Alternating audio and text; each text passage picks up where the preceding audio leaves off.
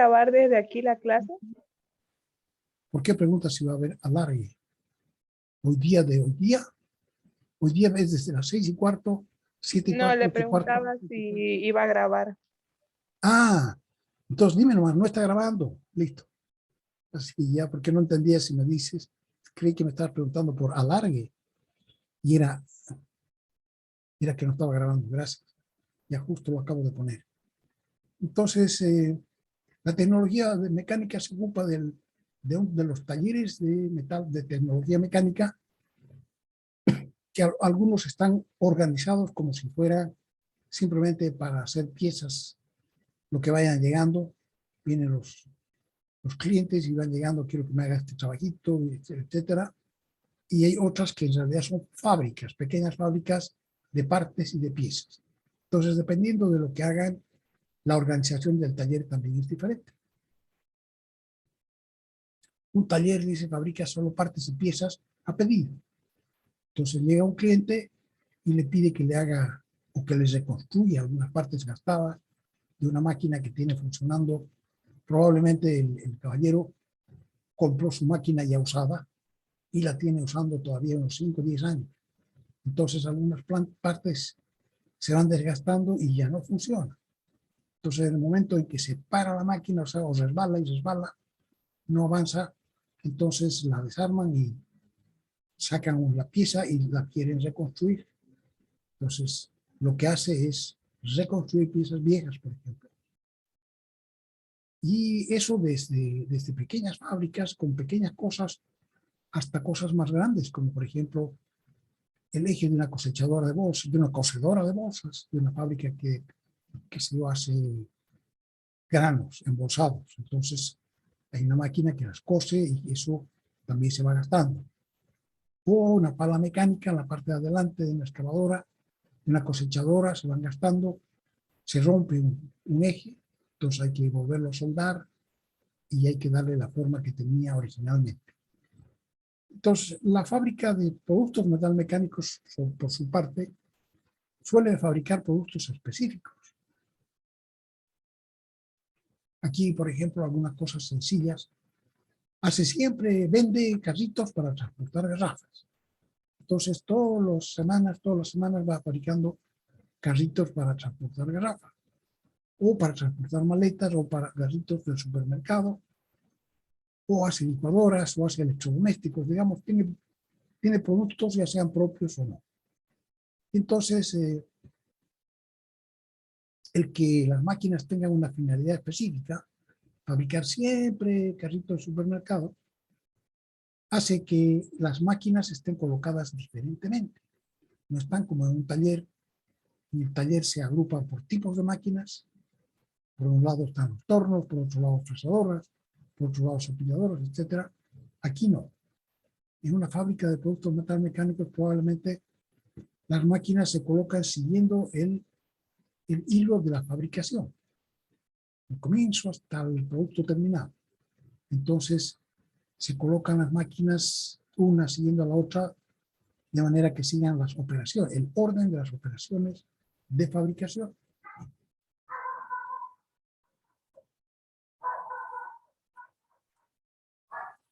La fábrica pondría las máquinas de manera que el flujo de la materia prima en proceso sea ordenado, que no haya que transportar mucho las piezas de un lugar a otro, que sea lógico, ¿no? Y que nos dé un buen flujo hasta terminar el producto acabado. Estamos buscando, yo estoy trabajando aquí, los libros del perro, tengo para que deje de borrar.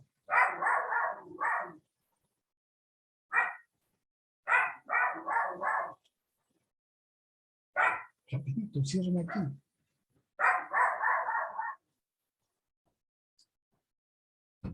Entonces también hemos dicho que vamos a hacer, además de las clases teóricas, conmigo, que vamos a hacer 3 talleres. Supongo que esta mañana han estado ya ya han conocido lo que son los talleres donde van a trabajar ustedes. Vamos a hablar de eso inmediatamente también. Se va a trabajar en grupos de 5 o 6 alumnos ¿Quién forma los grupos? Ellos mismos forman cada grupo de alumnos dependiendo de las horas que tienen libres, ¿no es cierto? Y las horas que haya libres allá, en los talleres. Entonces, se juntan y hacen un grupo de 5 o 6, y eso lo colocan en un horario dado. Entonces, en lo posible, nosotros vamos a hacer primero talleres y luego la teoría, pero claro, va a ser en la medida en que se pueda, porque yo también tengo que apurarme, no me puedo retrasar mucho. Y en los talleres hay que trabajar en grupo, y sin embargo las evaluaciones son individuales.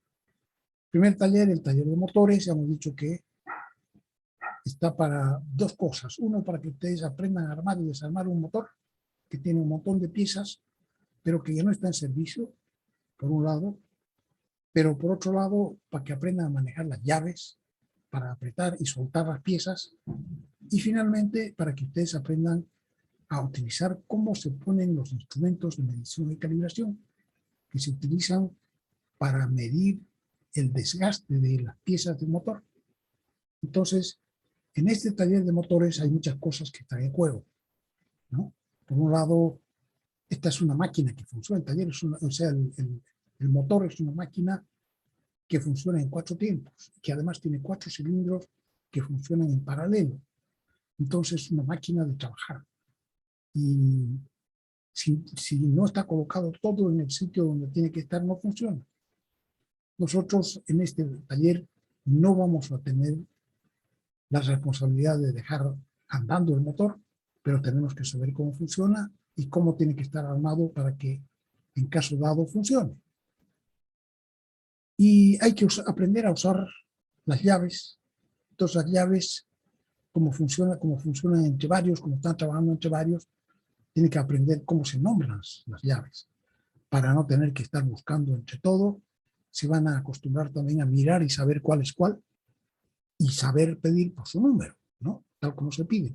Tráeme la 14, por favor. Entonces sabe qué es lo que es la 14. O qué sé yo. Todas esas cosas tienen que aprender a usar. Igual que podría pasarles en un taller metal mecánico cualquiera. Y también van a aprender a utilizar algunos instrumentos. En principio, el calibrador o pie de rey y el micrómetro o tornillo micrométrico. En esos dos instrumentos de medición van a aprender a utilizar, y además van a usar algunos otros instrumentos que son de calibración. Hemos visto unos videitos de alumnos trabajando y ahora no los repetimos. Esto está grabado por si acaso, si el que quiso puede haber entrado y haberlas visto en la plataforma. El segundo taller es el de soldadura. Aquí se aprende a soldar, aquí hay que agarrar la punta de la soldadora y ver cómo se hace para soldar. La soldadura es un proceso de unión de dos piezas distintas que pueden antes haber formado una sola pieza, por ejemplo, si se rompió, que puede estarse rellenando porque se gastó, en fin. O pueden haber sido dos piezas que al comienzo eran diferentes y que hay que unirlas. Pero es un proceso de unión permanente. O sea que no es como un perno o un tornillo que cuando necesitamos lo aflojamos y sale. No. Esta soldadura hay un cordón que es permanente. ¿Ya? Pero entonces requiere que todo el mundo, incluidas las alumnas mujeres, aprendan a hacer los cordones de soldadura. Y en general, dice, se destacan con los mejores cordones, porque tienen un mejor pulso, porque, en fin, le ponen más empeño. Entonces, el proceso de fabricación, que no pertenece al taller metal mecánico, es un poco más burdo, digamos, ¿no? No es tan fino como el taller metal mecánico, pero sin embargo, en todo taller de metal mecánica hay también algunas máquinas de soldar, porque es un proceso complementario. Aquí yo les mostraba algunas fotos de algunos ejes. Estos ejes tienen ruedas dentadas, tienen engranajes aquí, y los dientes se han gastado.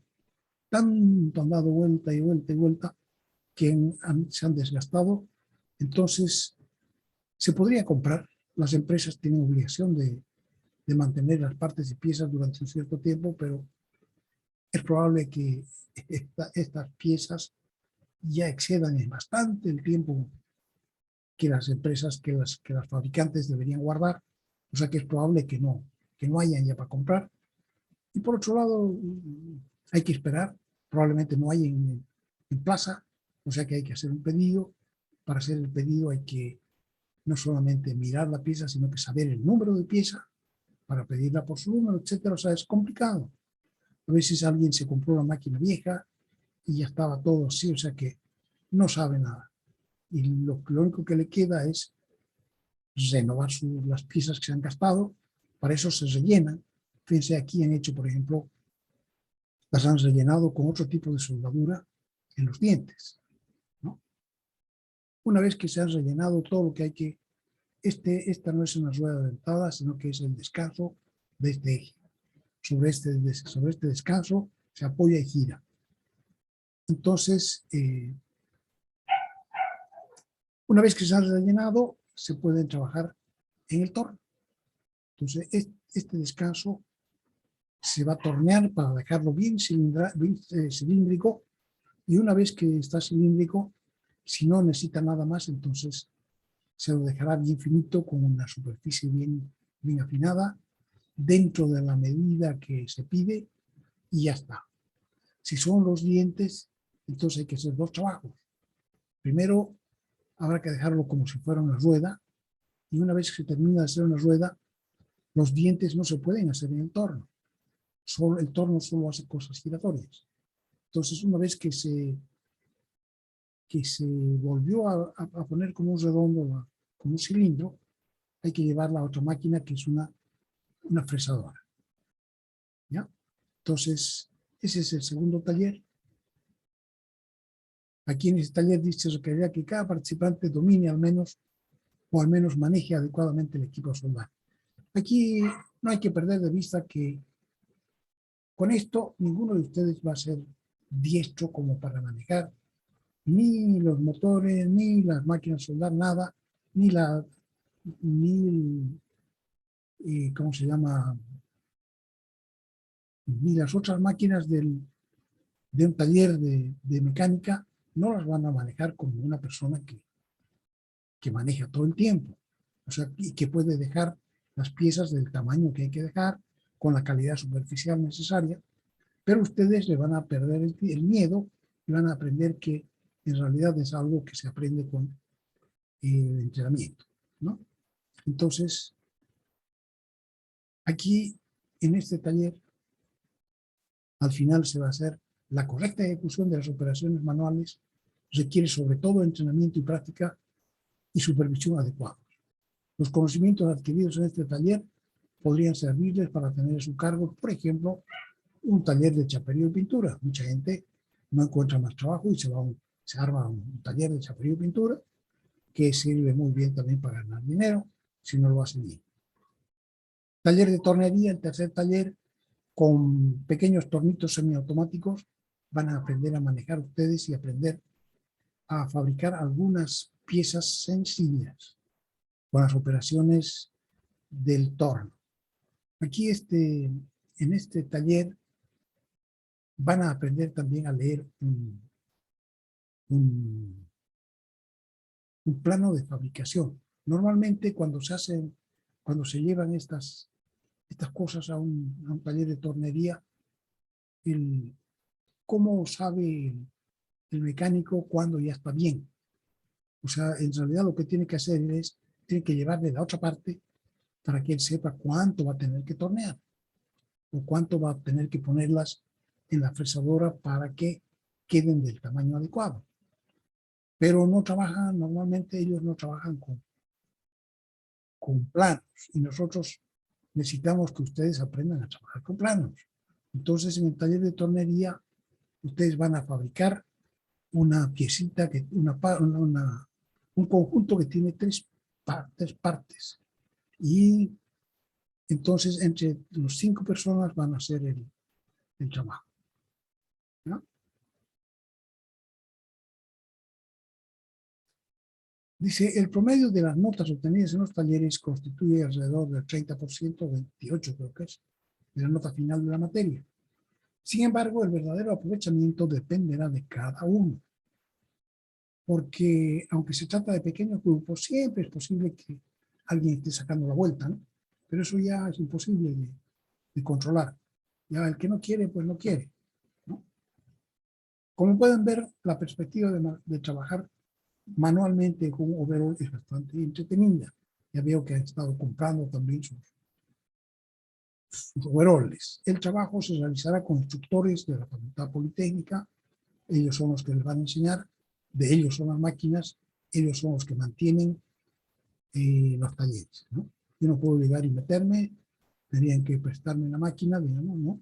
Yo tendría que comprometerme a ciertas cosas, ¿ya? Entonces ellos son los que tienen a su cargo los talleres.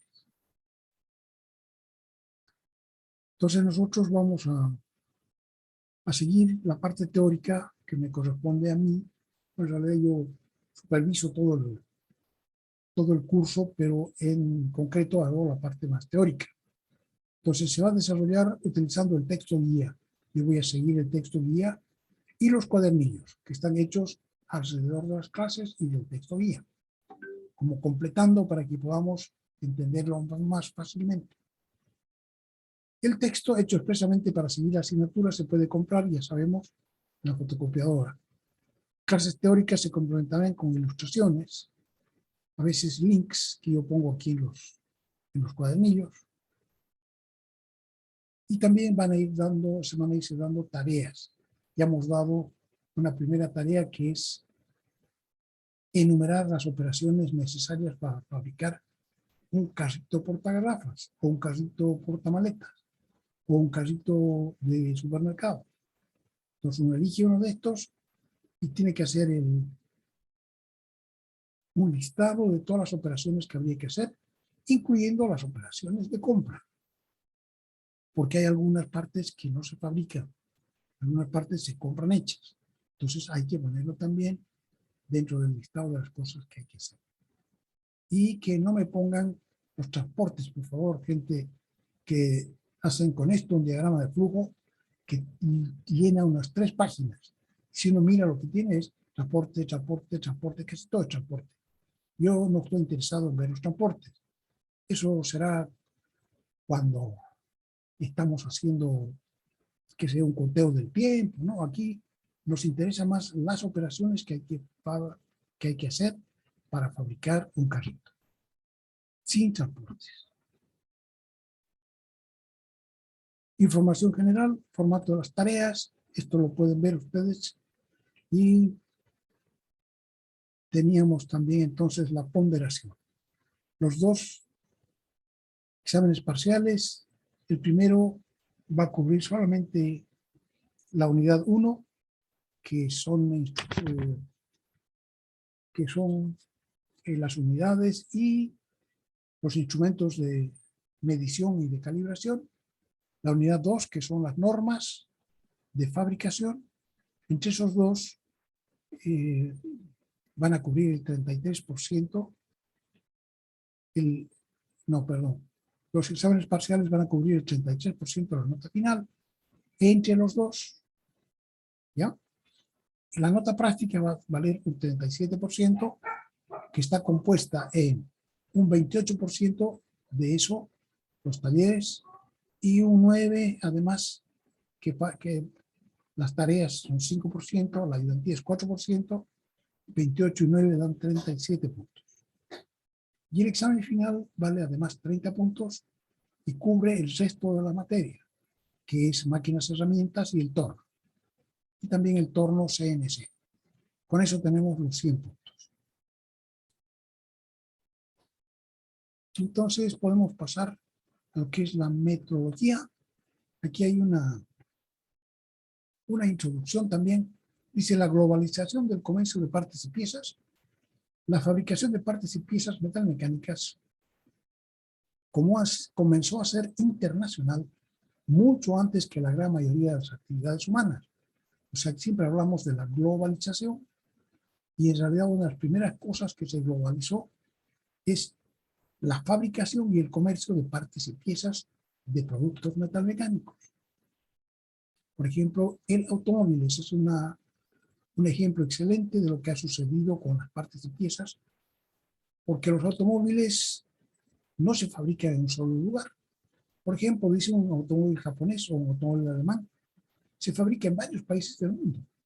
Digamos Brasil, México, Hungría, España.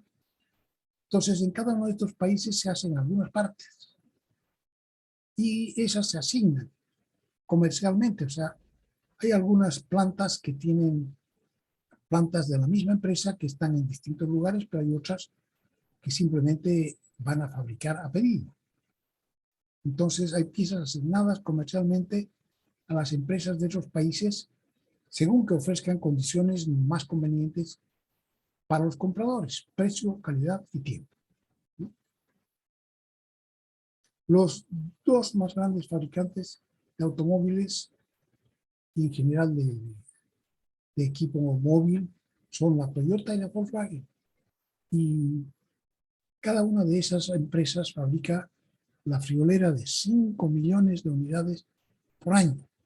Puede ser que ahora estos datos que tenía yo son de antes de la pandemia, entonces sabemos que casi todas las actividades se han deprimido, o sea que es posible que estén fabricando bastante menos que eso, pero en lo que yo vi eso, iban por más de los 5 millones y estaban peleando entre las dos por cuál iba primero, cuál subía más de los 5 millones.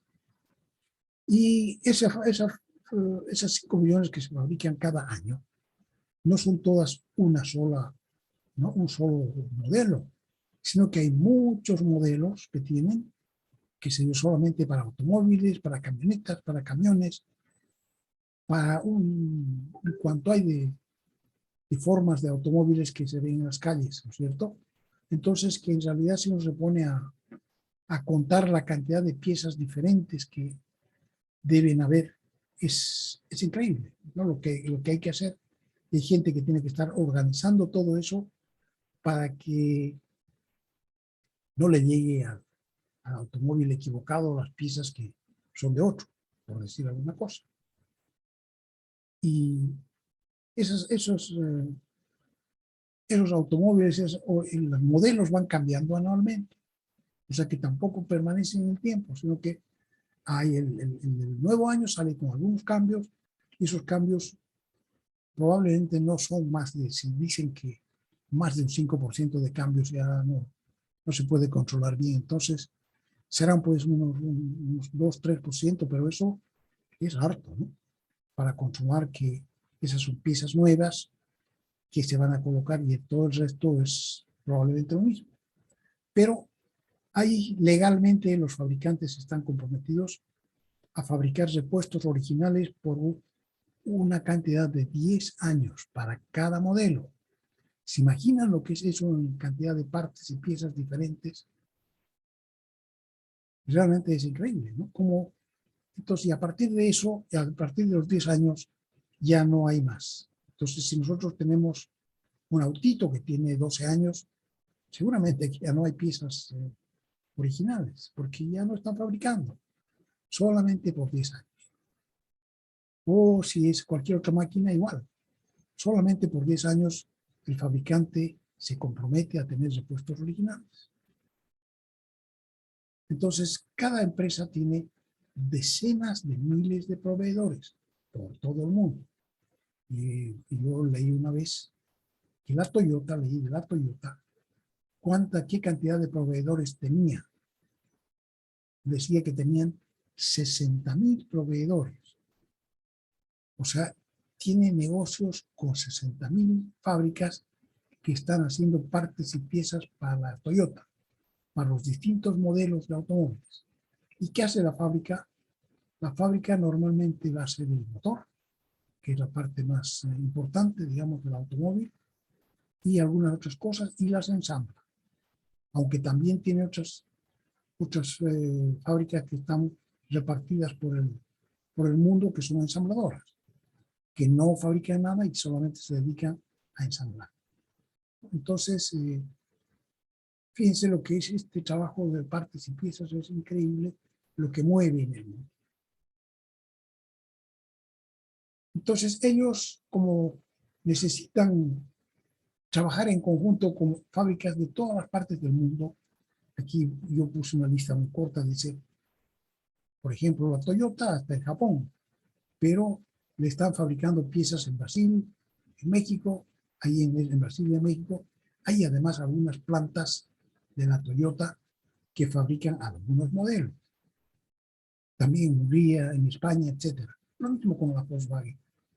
Entonces, es una cuestión muy increíble el movimiento económico y tecnológico y técnico que se genera a raíz de los automóviles y medios de locomoción.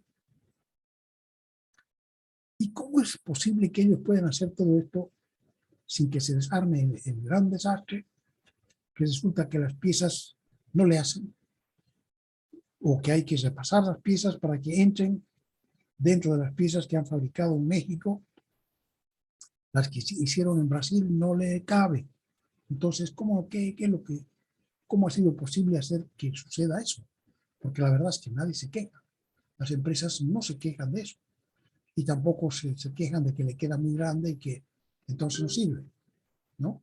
Cada cosa tiene su variación, su pequeña variación, pero que no incide en la calidad del producto.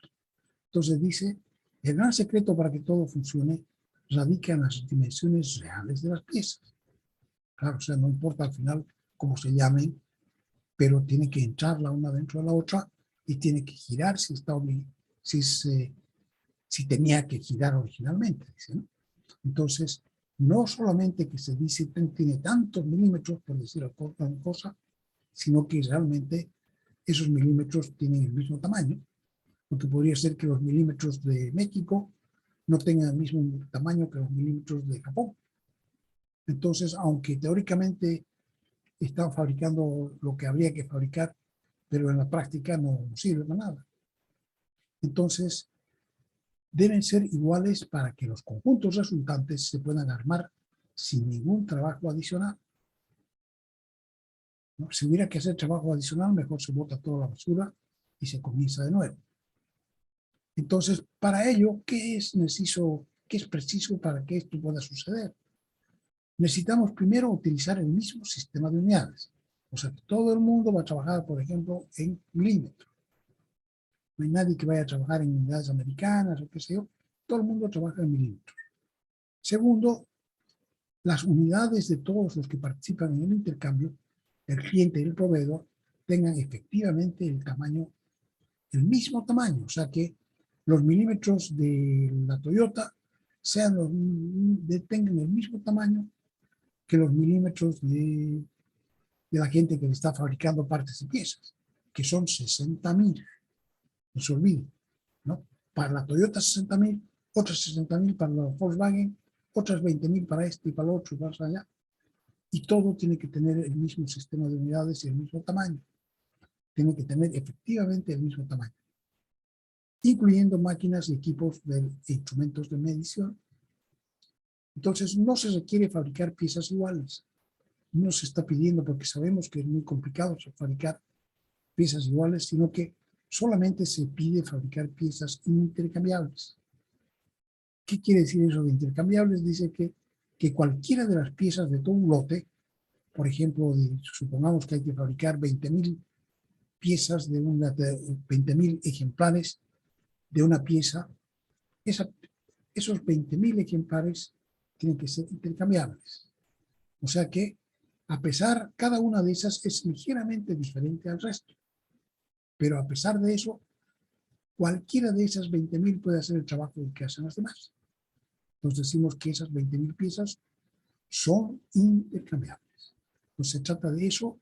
Esto se basa en el trabajo intercambiable, ¿no? Entonces todas las dimensiones, las unidades son las mismas, el tamaño de las unidades son las mismas y los requerimientos son los mismos. O sea que se va a fabricar piezas con pequeñas variaciones, pequeñas diferencias que no evitan, que no hacen que el conjunto no funcione. En lo que tiene que ver con la longitud, la unidad internacional de la longitud es el metro lineal. El original está grabado en una barra que se conserva en la oficina de pesos y medidas. Todo está organizado a nivel mundial. Entonces hay una oficina de pesos y medidas de Sèvres, París. Y en base a esa se arman unas conferencias internacionales de pesos y medidas. Entonces la oficina, y en cada país hay también una oficina de pesos y medidas. Ya yo les decía que la de Bolivia se llama, no me acuerdo ahorita cómo se llama, pero ahí Bolivia tiene una oficina de pesos y medidas internacionales. Y estos, los que asisten a estas conferencias, no son cualquier persona, sino que asisten como representación de un determinado país. Entonces, cuando se ponen de acuerdo en algo, cada uno se lleva el resultado a su oficina de pesos y medidas de su país. Cada uno se lleva una copia. Y posteriormente, entonces, el acuerdo al que han llegado se oficializa dentro de las leyes de cada país. O sea, tiene que aprobarse dentro del Congreso del país. ¿Sí? Entonces, esas son las conferencias de pesos y medidas. Entonces, primero se definió el metro, que el metro lineal, se lo definió como, dice, ¿qué cosa es el metro? Se definió como un metro lineal es igual a la 10 millonésima ava parte de un cuadrante de un meridiano terrestre. ¿De qué se trata eso? Una 10 millonésima parte, un cuadrante, este es el mundo. Cuadrante está dividido en cuartas partes, 1, 2, 3 y 4, ¿no? La mitad de arriba a la derecha, la mitad de arriba a la izquierda, la mitad de abajo izquierda y la mitad de abajo derecha. Entonces cada uno de estas se llama un cuadrante. Y entonces, si toman estas líneas, se llaman los meridianos. Son líneas que son, digamos, si se cruzan hasta el otro lado, lo que están definiendo es una circunferencia mayor que pasa por el centro del mundo, ¿no? Cada uno de estos meridianos pasa por el centro del mundo y estos son como las tajadas de una naranja. Entonces, la gente que hacía los cálculos y los otros números son los paralelos, que dividen así en paralelos que son de distinto tamaño.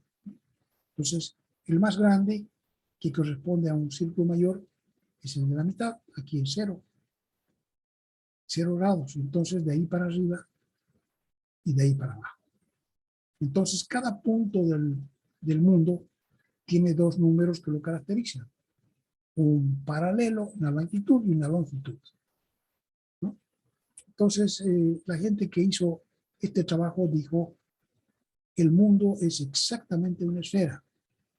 Nosotros vamos a tomar un círculo mayor, o sea, un meridiano, y vamos a tomar solamente un cuadrante. Y ese cuadrante, pues había que calcular, y ellos tenían los cálculos hechos con gran precisión. Lo vamos a medir, lo vamos a dividir en 10 millones de partes. Y a cada una de esas partes le vamos a llamar metro. Entonces, así se hizo el metro lineal. O sea que, digamos que está basado en el conocimiento teórico práctico, ¿no? Los científicos de ese tiempo lograron calcular con gran precisión el tamaño del radio que tenía la circunferencia y, por tanto, qué longitud tenía sus meridianos. Entonces, pudieron dividir teóricamente en 210 millones de partes y a cada parte le llamaron un metro. Con esa medición agarraron un metal, unas barras de un metal especial que no se alarga ni se contrae mucho al cambiar la temperatura y que se llama ínbar, se llama ese metal, es una aleación. Y entonces en ese metal hicieron las barras y al llegar a la distancia de un metro le hicieron unas incrustaciones de oro. Como el oro, digamos, es el metal más noble, no se oxida. Entonces le hicieron dos rayitas y las rayitas están a la distancia de 1 metro cuando la temperatura del laboratorio es de 0 grados centígrados. Y entonces cada uno de estos se llevó 1 metro patrón. Pero había gente que resultó que no era tan exacto, porque la Tierra gira y por tanto tiene un eje de giro y se va volviendo ovalada. O sea que es no es una pelota, sino que es un poco alargada, digamos, ¿no? En el sentido en que gira. O sea que los lugares que están más lejanos del eje de giro tienen fuerzas que los jalan para hacia afuera, entonces es más grande en esa dirección que en la otra. Entonces, que los metros no eran, o sea que es el círculo, no era exactamente una circunferencia, y lo que ellos habían calculado en realidad no es exactamente lo que sucede en el mundo. Tiene una diferencia de 0,0002%, no es gran cosa, pero siempre hay gente que no está de acuerdo con eso. Y en este caso, los que requieren una precisión muy grande son los físicos de cada país. Entonces, ellos cambiaron la definición y dijeron, ya no lo vamos a definir con relación al mundo, sino que vamos a definirlo con relación al Krypton 86, es un material, un metal, el Krypton 86, que cuando se excita, después al volver al estado, ¿cómo se los excita? Cuando se los bombardea con partículas gamma, y entonces cuando vuelve a su estado natural, emiten una luz. Y en este caso, había que tomar la luz naranjada. La cosa es más o menos así. Si tenemos un núcleo con sus electrones, si se bombardea, cada electrón tiene su propia órbita y no pueden ubicarse en cualquier parte del espacio, sino que solamente pueden ubicar en la E1, en la E2, en la E3, en la E4, en la 5 y no entre medio.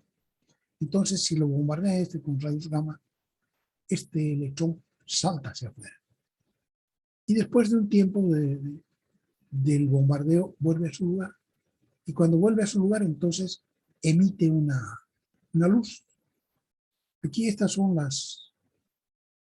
la energía, niveles de energía de cada una de estas vueltas, de estas órbitas.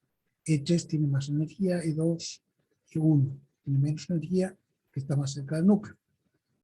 Entonces, en el 1960, la 11ª Conferencia Internacional de Pesos y Medidas definió que esta cantidad, 1.690.000, etcétera, longitudes de onda de la luz anaranjada del Krypton 86 citado, era igual a 1 metro. Entonces, esta definición viene a sustituir a la definición del metro de París, ¿no? Entonces, aquí hay una aclaración para que no se vayan a asustar de que hay que acordarse todas estas cosas. Esto es para contarles un poquito cómo ha sucedido, ¿no? Y entonces, pero no se va a pedir que ustedes se acuerden de una cosa muy en detalle de lo que hablamos aquí en los exámenes, ¿no? Aquí, por ejemplo, estoy mostrando yo, esto que se puede ver, si estaba en la órbita 1, en la 2 y en la 3, y vuelve de la 3 a la 2, entonces emite un rayo que tiene un cierto color. Entonces eso es también estudiado por los físicos. Aquí están el decaimiento de niveles. El del Krypton es del nivel número 5, 5p5, al nivel 2p10. Entonces aquí se ve el nivel 2 es este, el nivel 5 es este de aquí. Infinito cuando queda simple, cuando queda suelto el electrón, se escapa. Entonces antes de eso viene el 6, antes de eso viene el 5. Y entonces salta del 5 al 2. Y los los rayos que emiten tienen una cierta longitud de onda, o sea que son de distintos colores. Bueno, algunos son de distintos colores cuando están dentro de la luz visible, porque hay otros que están en la parte UV, ultravioleta, y hay otras partes que están en la infrarroja. Entonces no se ven, se pueden medir con esas cosas, pero el ojo humano no las ve. Sin embargo, este que es del 5 al 2 tiene un color anaranjado y se llama la serie de Balmer. Entonces, estos son todas los colores de las series que se producen. Entonces, más o menos es así, ¿no? Un fotón, al bajar de este número, de este 5 al 2, está generando una cierta energía que se expresa en el fotón que sale y que es una luz de un determinado color.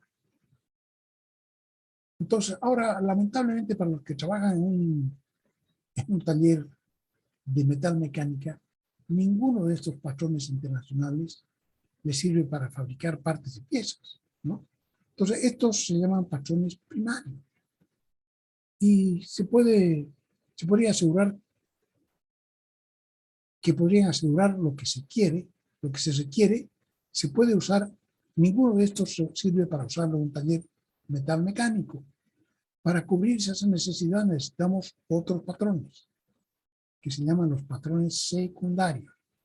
Los patrones primarios son para que estén en las oficinas de pesos y medidas, entonces hay un técnico que sabe usarlos y demás, pero los patrones secundarios que estamos nombrando aquí son también unos patrones que son casi tan exactos como los primarios, con la diferencia de que cada uno se puede comprar su juego y puede utilizarlo dentro del taller. Entonces, había un señor Johansson, un sueco, y él se inventó estos calibres prismáticos que son unas barras prismáticas. Vamos a mirar eso en el texto. Aquí los patrones de medida son así unos prismas, o sea,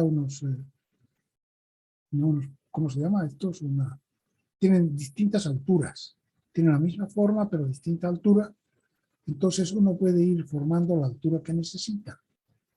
Estos calibres prismáticos son tan precisos, o sea, estas dos caras tienen requerimientos de planitud muy altas, muy grandes.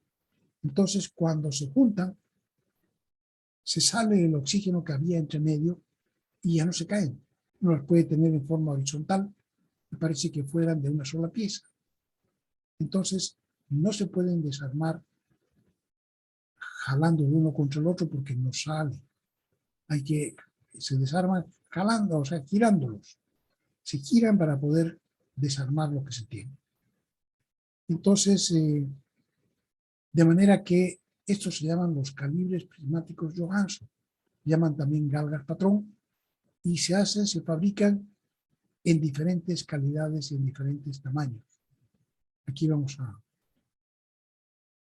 Dice, este señor Johansson, ya en el 1920, dice la Ford Motor Company, que fabricaban autos en Estados Unidos, se lo llevó al señor Johansson, lo contrató para que lo ayude porque él tenía muchos problemas con los motores. Entonces, después de la Primera Guerra Mundial, el señor Johansson se fue. Y allí se idearon métodos para fabricar estos calibres, porque no se necesitaba un juego, se necesitaba mucho juego. Entonces, en cada zona de la fábrica del señor Ford había que obtener unos 5 juegos de calibres. Aquí está cómo se utilizan, aquí está cómo no se caen, con distintas alturas. Aquí está un juego, Starrett. Starrett es una buena fábrica inglesa. Y entonces dice, ya en 1940 ya se producían en varias empresas de Estados Unidos y Europa. Y estas caras son muy planitas. Tienen una rugosidad, o sea, son casi lisas, ¿no? Lisas espejo. De manera que la rugosidad tiene menos de 2,5 centésimas de micra. Entonces, se fabrica por bloques, ¿no? Entonces, por ejemplo, había un juego de con un bloque que tiene 1,0005, o sea, estos bloques de aquí, los primeros de acá, delgadito, el más delgadito tiene 1 milímetro y media micra, porque es décima, centésima, milésima, 0,5. Entonces, 1 milímetro y media micra, una pieza. Pero tiene 9 bloques que son de 1 milímetro y una micra, 1 milímetro y 2 micras, 1 milímetro y 3 micras. Estos tienen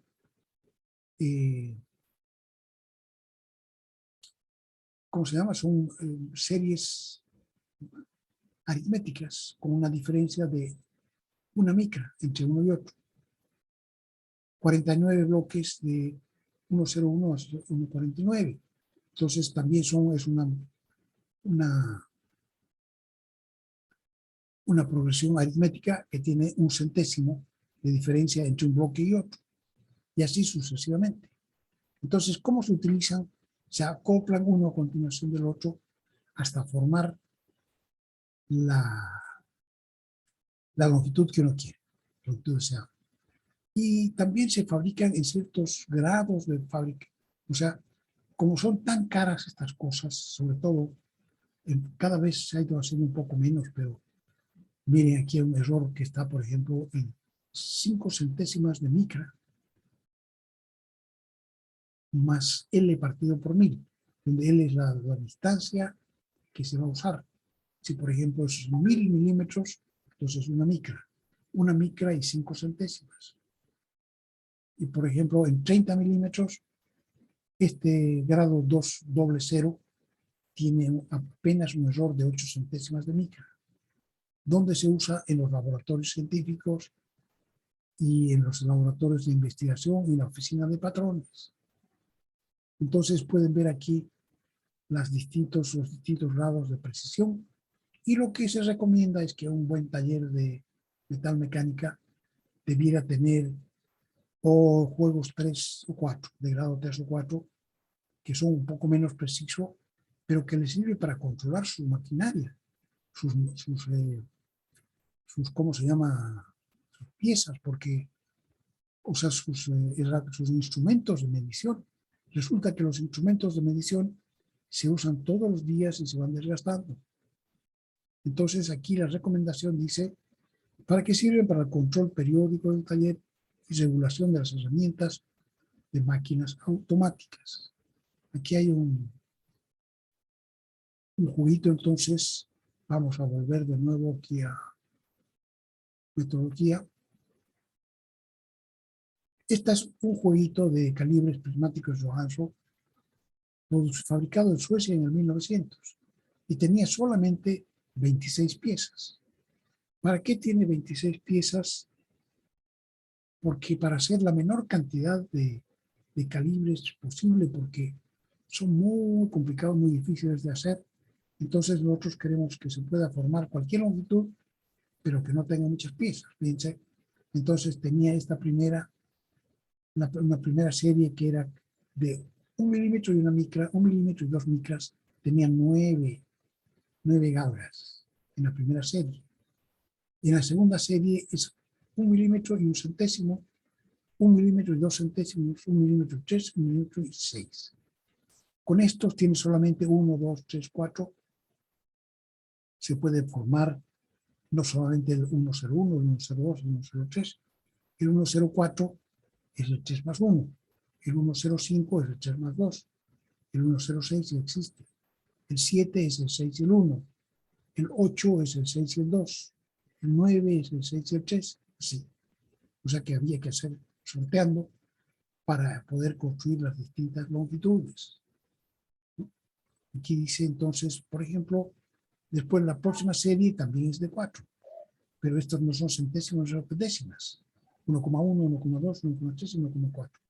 Exactamente igual. El 0,8, 1,8, ¿cómo se forma? Tomando la 1,6 y la 1,2. El 1,8. El 1,9, el 1,6 y el 1,3. Así sucesivamente. Los de milímetros son de 1, 2, 3 y 6. Lo mismo. Y finalmente los más grandes, 10, 20, 30, 40, 60, 100. Así, ¿ya? Entonces, aquí el texto se puede ver así. Aquí tenemos, creo yo, entonces un juguito en colores, podemos mirar. Aquí dice, por ejemplo, esto, vamos a una de las tareas, dice, hay que jugar con esto, ¿no? Con estas 26 piezas. Entonces dice, por ejemplo, ¿cómo se puede formar la 4576?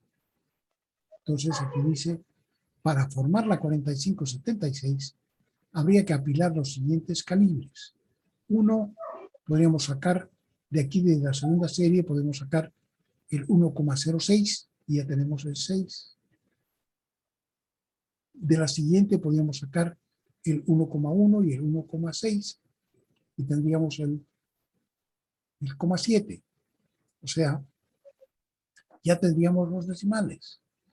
Pero como hemos usado tres calibres, ya tenemos además 1 milímetro, no, 1 milímetro de acá, a ver, claro, 1 milímetro y 3. Y de aquí hemos usado para el 7, hemos usado 6 y 1. Tenemos 1 milímetro, 2 milímetros y 3 milímetros. O sea, tenemos 3,76. Entonces nos queda todavía 42, porque ya tenemos 3 milímetros. Entonces, para 42 le ponemos una de 3 milímetros y queda 5,76. Y además tenemos que formar el 40. 40 sería 30 y 10. Entonces, con todo eso, aquí está el 1,06, el 1,6 más el 1,1, más el 2, más el 10, más el 30. Sumados dan 45,76. ¿Sí? Así habría que construir las diferentes longitudes. Aquí este juego no es de otra marca, Mitutoyo. Es un juego muy bonito, muy lindo, muy precisos. Tienen que estar siempre completamente limpios para que cualquier pelusa que haya entre medio ya hace variar todo. Miren, aquí están los juegos de catálogos. Este, por ejemplo, tiene 43 bloques, el 3047, este tiene 56 bloques, etc. Tarea número 2, para que ustedes la lean después. Vamos a mirar ahora, quiero que miremos un poquito cómo se utilizan los calibres. Vamos a dejar de compartir y vamos a volver a compartir. Vamos a ver un video excelente. Nosotros no queremos ver todo el video. ¿Dónde está? Vamos a compartir sonido y vamos a compartir esto aquí. ¿Esto será? A ver. Claro, es esto. Este video se llama perforando algunos agujeros. En general, una de las cosas más difíciles que hay en la metalmecánica es hacer agujeros precisos, ¿no? Entonces,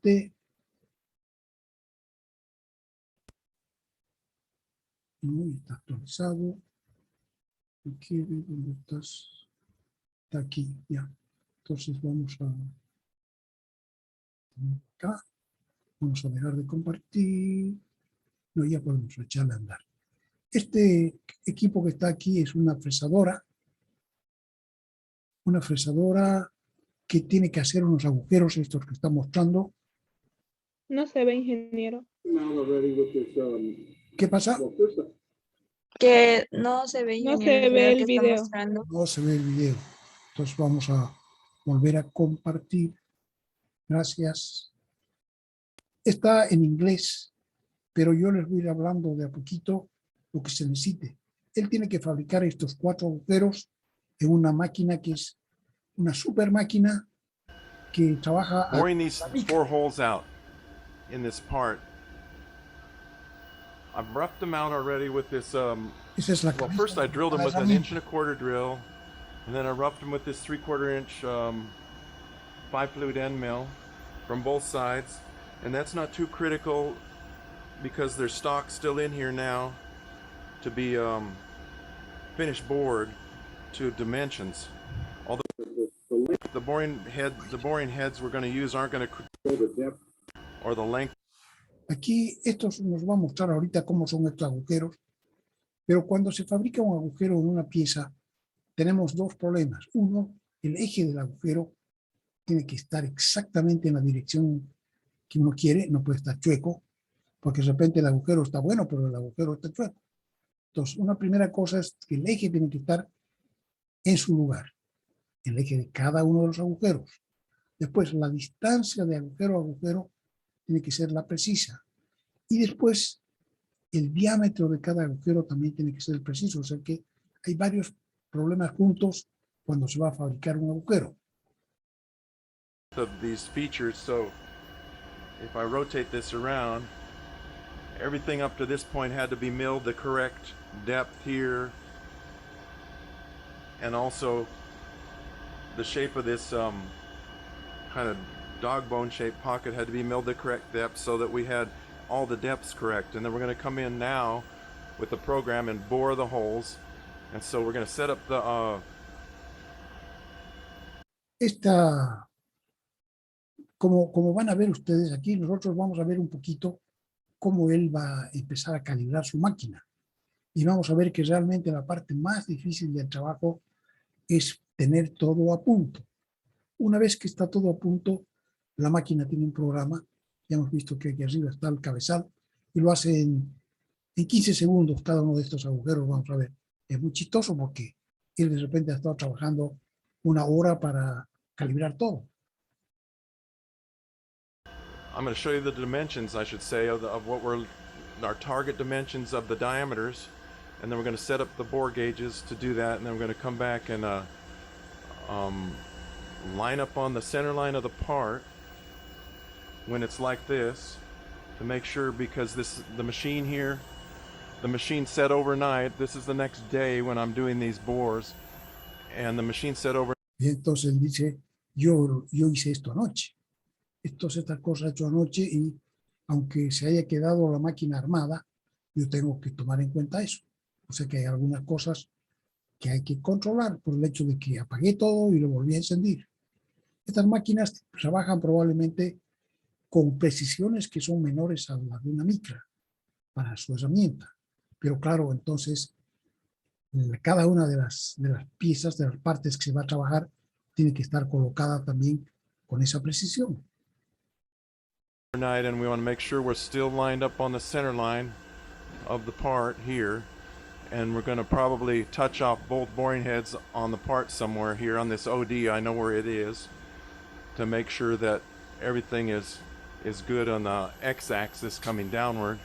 The Z really doesn't change too much on this machine, is my experience, because everything is pretty much constrained to the spindle down here as far as the force of the tailstock. But entre un torno when you have a machine, a large machine like this, and it sets for any length of time, temperature variations, and I've left the machine on overnight, but if you shut it off, this tailstock is clamped to the ways of the machine with hydraulic pressure, the tailstock here is, as well as the steady rest base, and the jaws of this steady rest are closed with hydraulic pressure. So if you shut the machine off, not only does everything cool down, the oil in the hydraulics and the chiller, which cools the lead screws of this machine to keep them even temperature, and this, when it reclamps all of these, the tailstock and the steady rest back onto the ways of the machine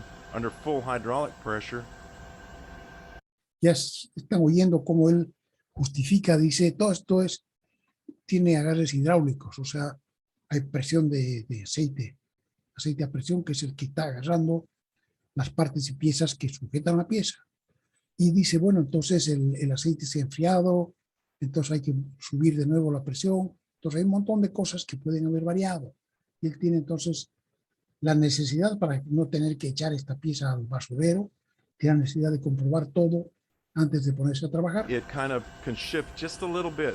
You know, we're only talking about a few thousandths of an inch here, but when you're dealing with fairly close tolerances, that can be something, as well as machining all of these features out of this part, these big notches in the part here and this one here, and then there's a hole that's drilled all the way from the end, and this notch here, and all of this stuff.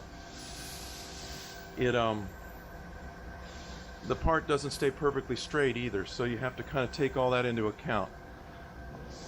Oh, also one thing, I had a commenter comment on chucking onto the OD of this thread with these jaws like this, and they act like, well, I should put some kind of copper strips or something between there to protect the thread, but this is an Acme thread, and the tops of the thread's flat, and these jaws are soft jaws bored exactly to the diameter of this OD of this thread, so it's really not a problem to do this. I would not do this on a V thread or something like that, but this Acme thread, this is okay, I think. I've made a kind of printed out a copy of a section on the drawing, and I've blacked out the dimensions that we're not concerned with, and also so I don't get into any issue with the customer showing this section of the drawing, because all we're interested in is these two bores.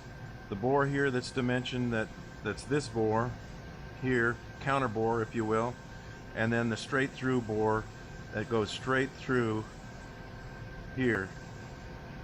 None of these grooves are in there yet in the part, so I'm going to do this bore first.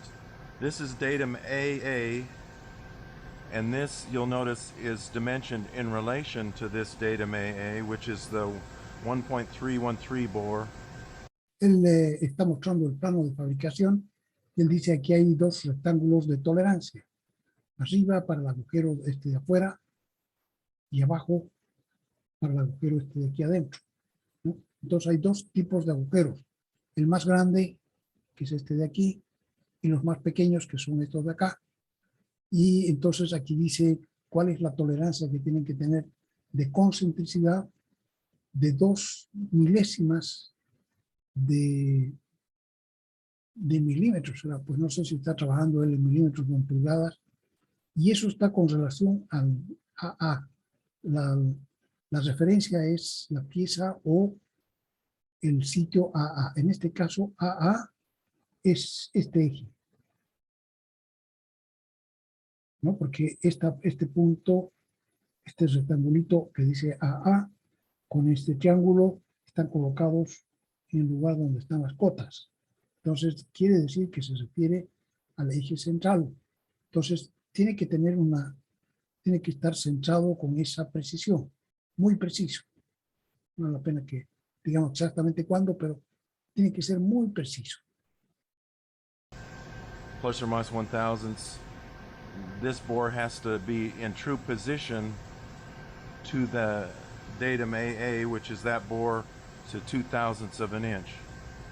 So if you're not familiar with geometric tolerancing, this particular tolerance here has no modifiers on it, so it has to fit within a 0.002 circle of the ideal center line of the 1.313 bore here. Or to look at it, you know, kind of like this, if this was the ideal center line and this diameter was 0.002 in diameter, this bore's center line has to land somewhere in that 0.002 circle, or the tolerance zone, if you will. Now, because of this need for this kind of close concentricity of these two bores, I'm going to do these both in the same setup. So the first thing we're going to do here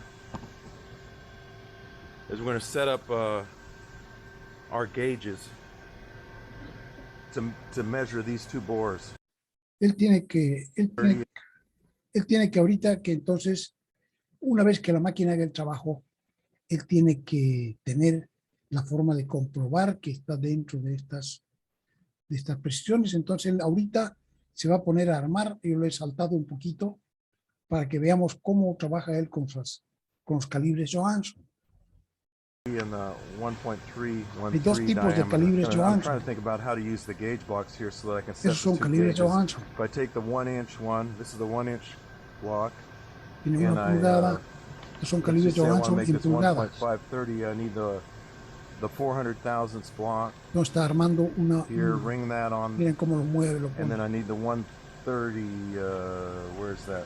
Right here.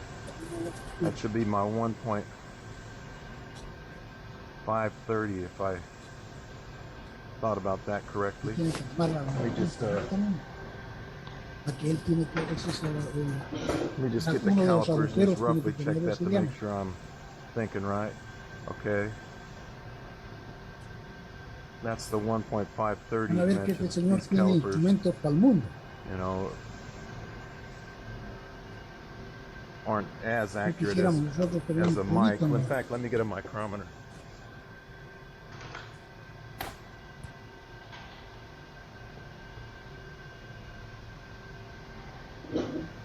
Trae un micrómetro porque Here's the este 1 pie to de 2 rey inch no mic. tiene precisión suficiente para medir. Entonces va a tener que medir con este micrómetro. Este está agarrando suavemente el micrómetro. That's Fíjense que en realidad para apretar entre estas dos partes este micrómetro debería usar la parte negra, girarlo con la parte negra porque eso le garantiza que él no va a apretar demasiado. Pero como él sabe bien de qué se trata, puede trabajar con esta.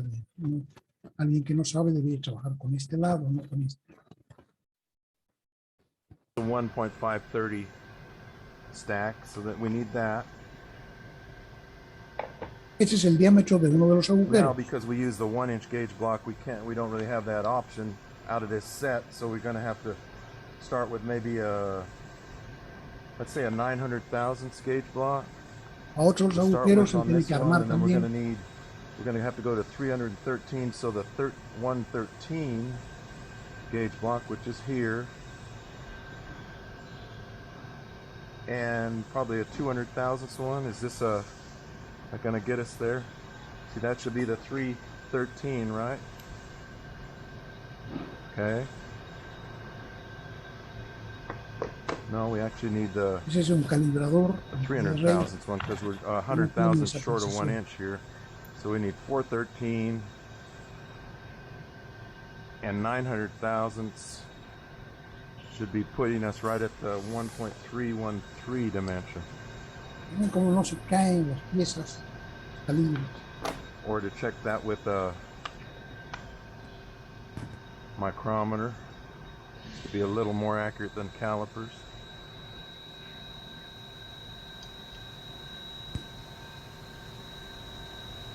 Make sure I got the right gauge box there. Okay, I don't know if you can see that. That's 30, you know, 10, 13, excuse me, 1.313. And that's going to be plus or minus 1. So got our two gauge block stacks. So we really don't need this set anymore for the moment.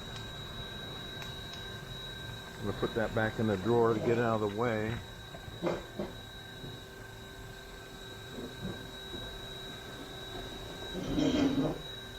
We've got to set two sets of end pieces on these stacks. Now I can use these out of the set.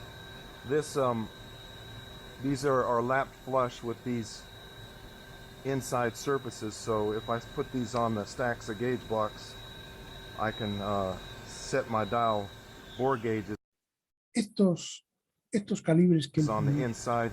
estos calibres que él tiene sirven para medir exteriores, pero en realidad lo que él tiene son interiores. Entonces le va a añadir dos piezas a los dos extremos y las va a apretar con un pasador para poder medir interiores. Van a ver. Here on this my set gauges, if you will. I'm going to use these ends, which are just shaped different but are similar to those, and ring these onto the gauge blocks. These are lapped like gauge blocks so that you can ring this together and make a a set. See how everything stays together because of the surface tension on the surfaces of the gauge blocks. They're so flat and smooth that the surface tension will actually hold it together. Now we need to clamp this all up. Él tiene que ajustar ahora todas esas partes para que cuando estén haciendo una medición no se alejen un poquito. Si se alejan un poquito del lugar, pues ya que no queda como debería quedar. Entonces, and that's the way these gauge blocks are designed to work. They have a obviously they have a hole through the middle of it just for this purpose. Lo aprieta para que no se suelte, porque si se hace mucha fuerza entre las dos extremidades se podría soltar un poco, lógicamente. Screwdriver a little bit. No se mueve that one, and then this one. Could probably use this.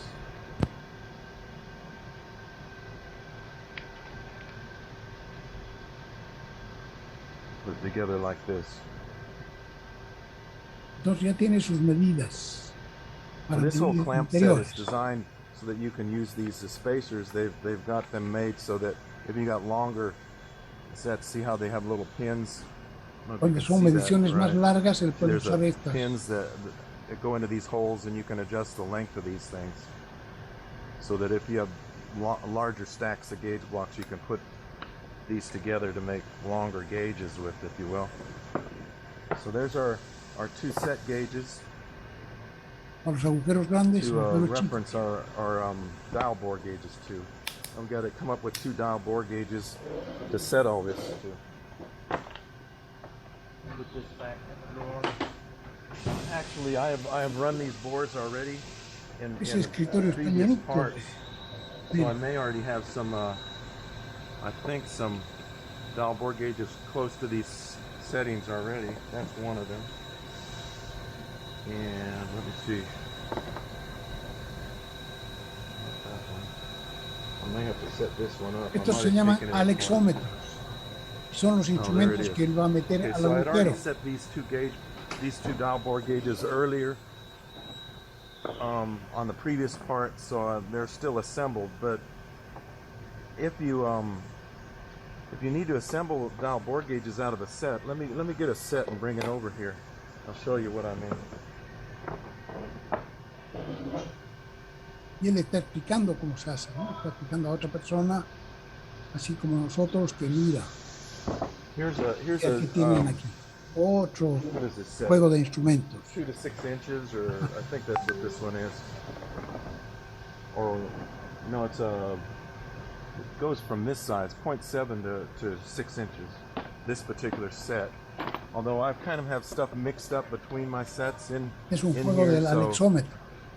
Can't really say es para medir interiores, that everything here is exactly to this set, because I've got a bunch of these sets and I change things out and I put parts back together. See, I've got more spacers in here. I've got more of these little spacers that go with it. So there's more than one set in here, really, as far as some of the parts. Más de un juego, dice. O sea que es de 2 o 3 juegos que tiene él de alexómetro. You know the dimensions of the gauge.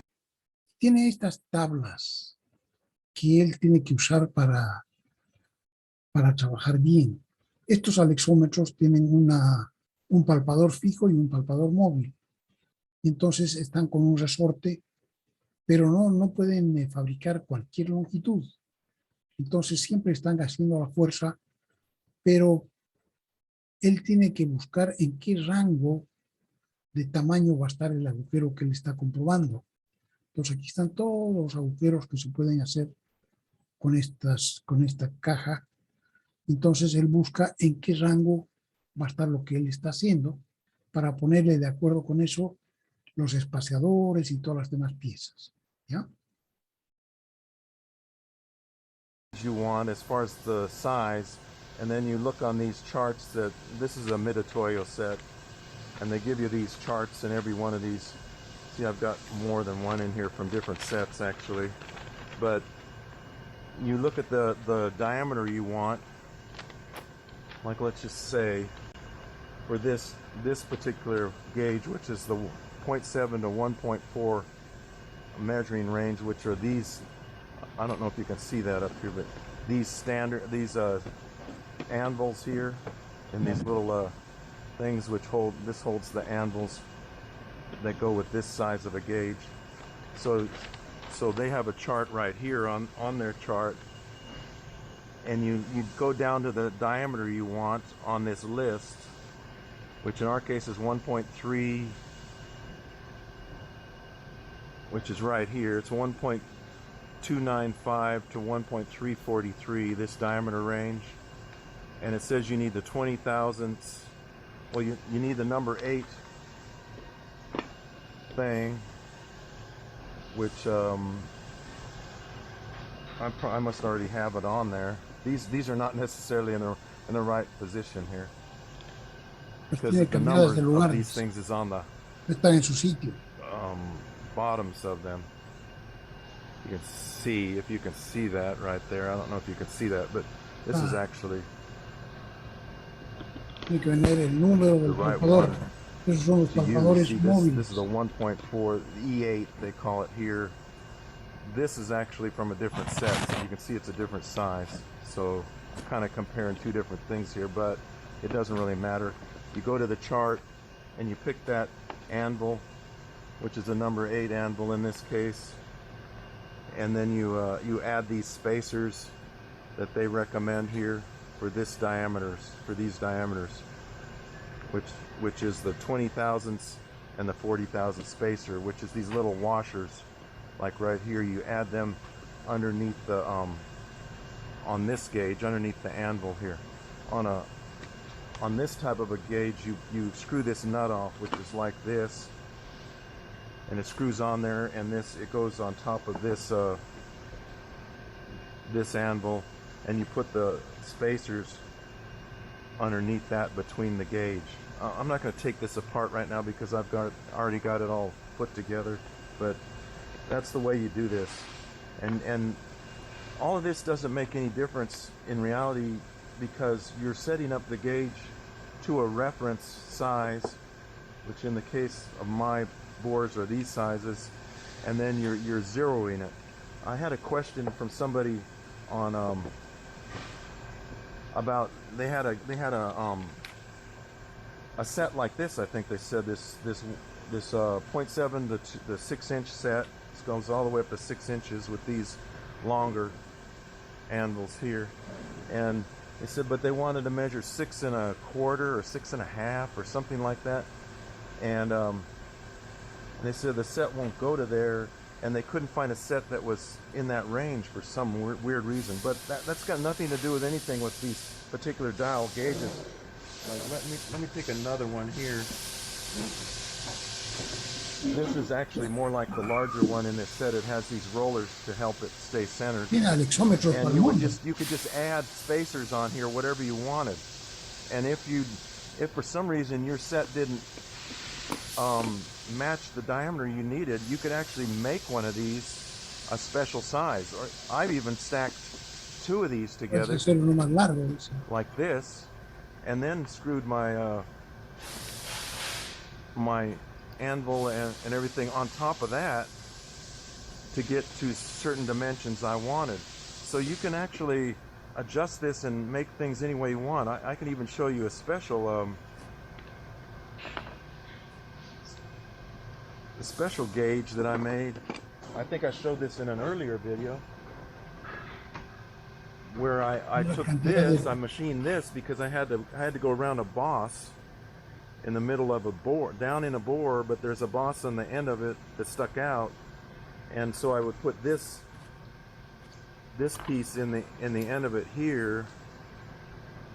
So this is the standard anvil thing that comes with the gauges, and I think this one actually fit on, I don't remember, it fit on here like this on one of these handles, and I could measure between here, and the only thing that matters really is that you can get this to deflect and set it to your gauge blocks. That's all that really matters. It doesn't matter how you get there.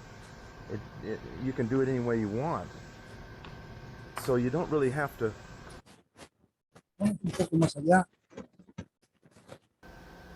Down to the vertical. La Get this cabeza out of the way. de la fresadora. Tiene aquí una punta, tiene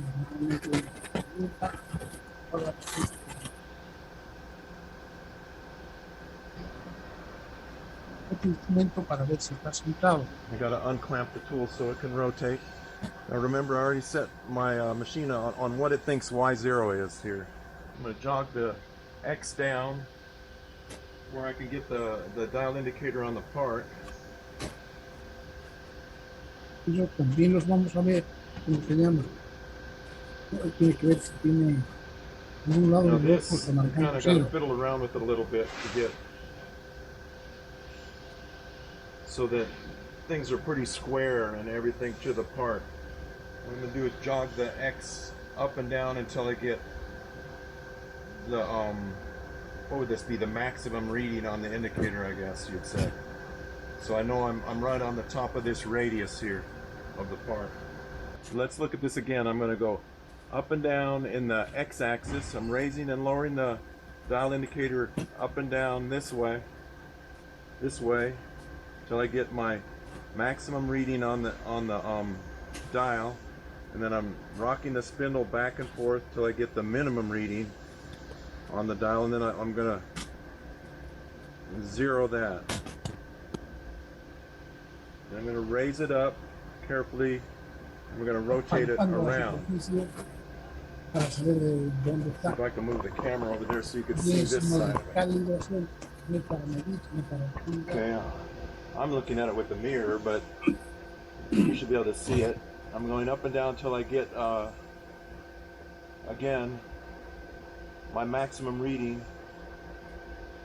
the dial indicator. Then I'm going to rock this back and forth to get the minimum reading. Looking at this right here, it looks like we're really zeroed pretty good, so I don't have to mess with anything.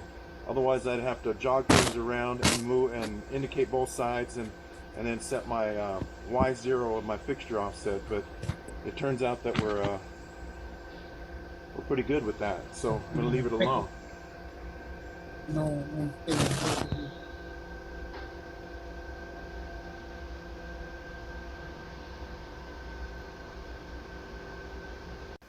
See, when you're doing machine work, or like any kind of work, I guess they say measure twice and only cut once, and this is true now as well. You don't want to wish you did it after you cut it and you cut it wrong. So it only takes a few minutes to do it correct the first time.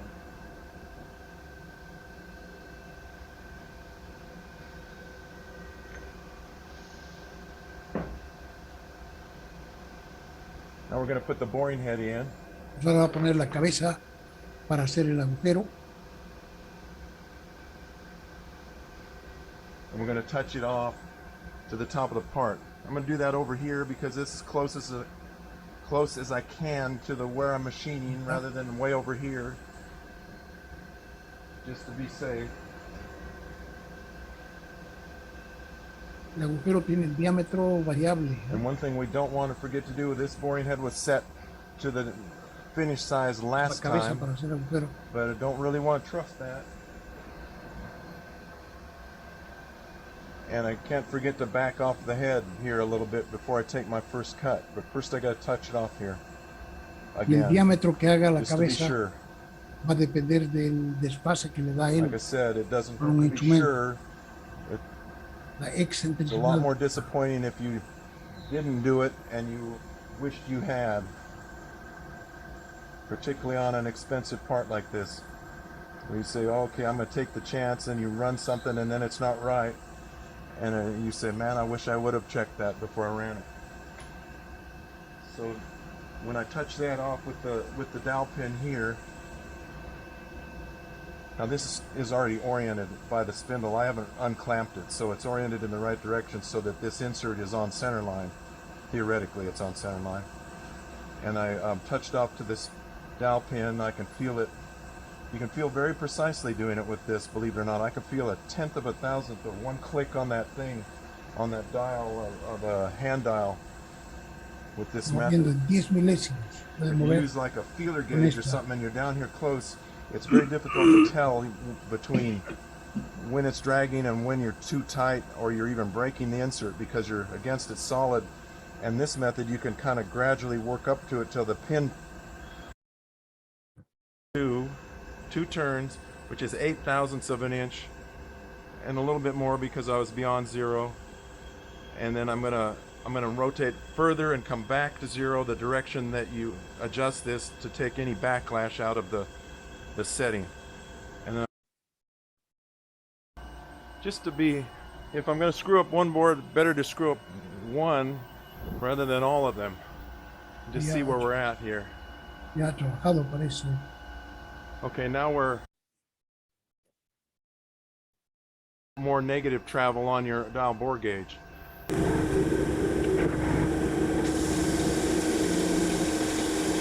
Una vez que todo está listo, el trabajo no demora nada.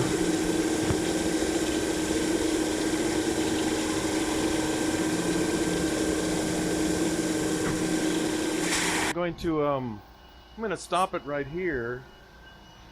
I'm going to save that point and I'm going to put it in the jog mode. I'm going to jog it back in the y-axis. I'm just going to check that first bore just to be, if I'm going to screw up one board, better to screw up one Antes de rather seguir than haciendo all más of them. agujeros, va a chequear. Just see where we're at Está here. bien. Okay, now we're, let me show you the indicator. Now we're about 10 under. If this was our zero right here, now we're about 10 under. So we're still got a ways to go, so I can bore the rest of them.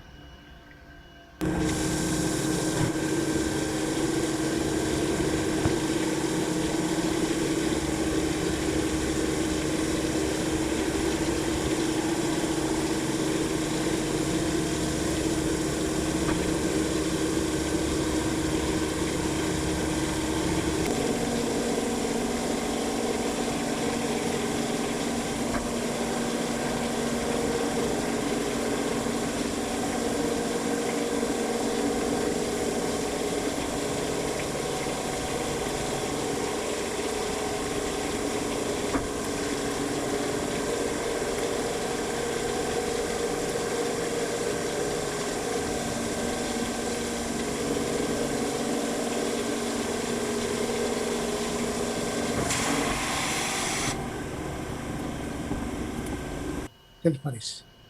Looks good. Check that one we checked before, it's 10 under. Same. Oh, I'm not showing you the indicator, am I? That's the first one we checked before. Here, 10 under. Same. Same. Okay. Ok, hemos visto lo que queremos ver, hemos usado bastante tiempo, pero ya han visto cómo se utilizan los diferentes instrumentos, ¿no? Han visto que en realidad una buena parte del tiempo se la lleva la preparación, tanto de la máquina propiamente tal, como de los instrumentos con los cuales vamos a medir o calibrar, sobre todo cuando se trata de instrumentos de calibración.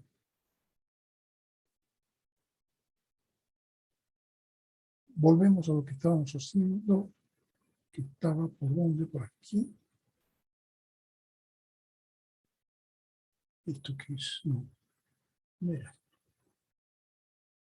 A ver.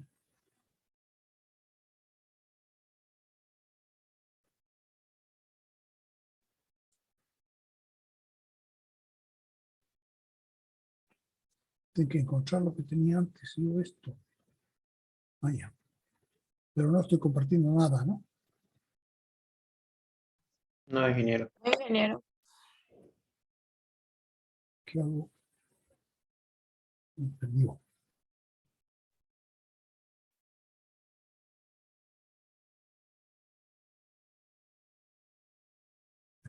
No hay. Vamos a dejar de compartir. Buscar eso. ¿Y dónde estás? Que no te veo. de aquí, este de aquí. No, no, no. No, esto de aquí. Oh, este de aquí.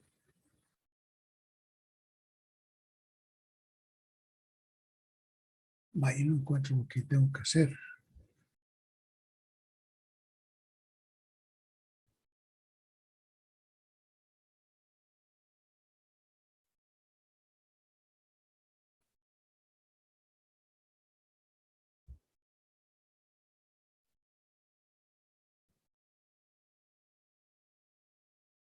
Vaya, hombre.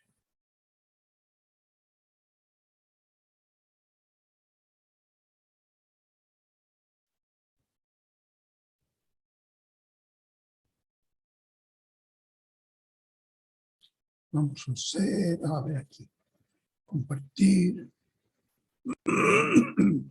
Nos vamos a ir por acá.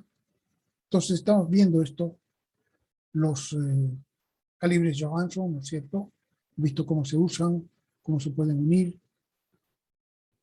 que hay un montón de cosas más para trabajar. Y aquí con esto tendríamos entonces el primer instrumento de medición de longitudes. Pero vamos a volver al texto entonces. Hemos dicho que nos estábamos saltando un montón de cositas que queremos volver a ver ahora.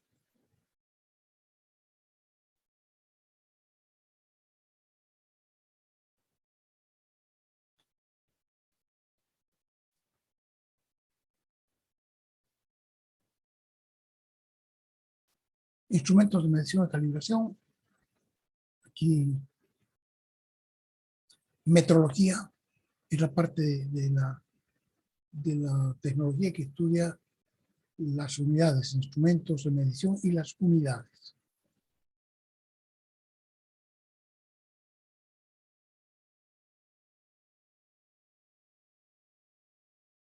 A leer un poquito ustedes, ¿no?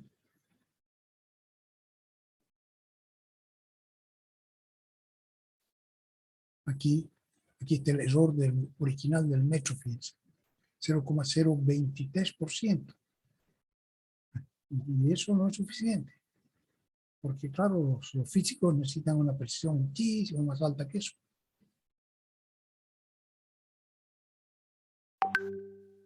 Entonces, de la metrología definimos medir, que es determinar una magnitud en unidades escalares, dice.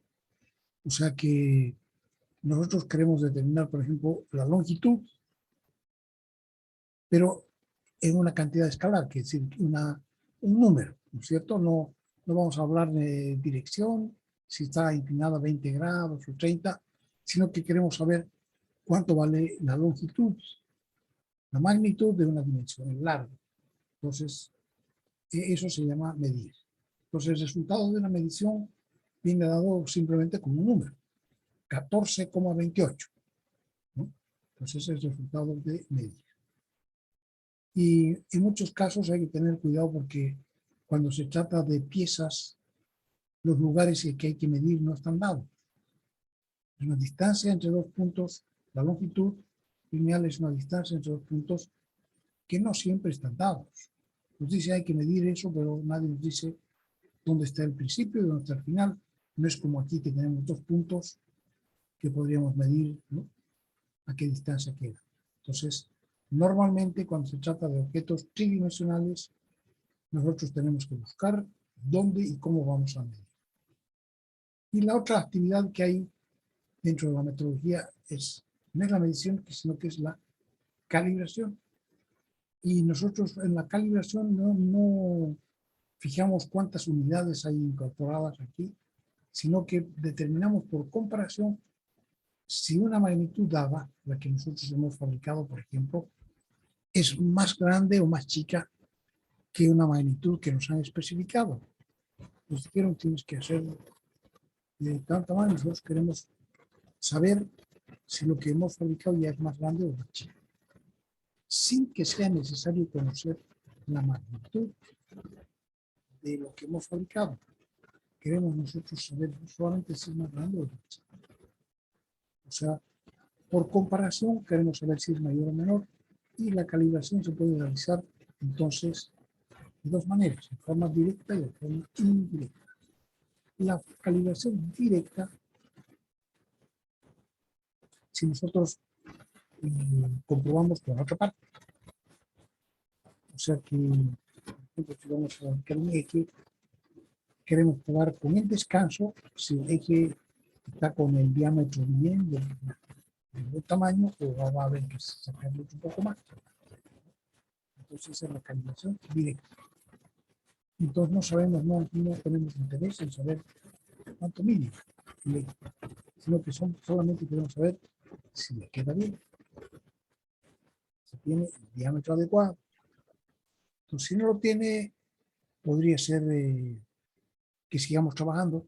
Habría que hacer con calma eso porque nos podemos pasar y si nos pasamos ya chao, se acabó, ya queda muy suelto y entonces tenemos que botarlo y hacer otro. Eso es la calibración directa. La calibración indirecta es si esa operación se lleva a cabo no con la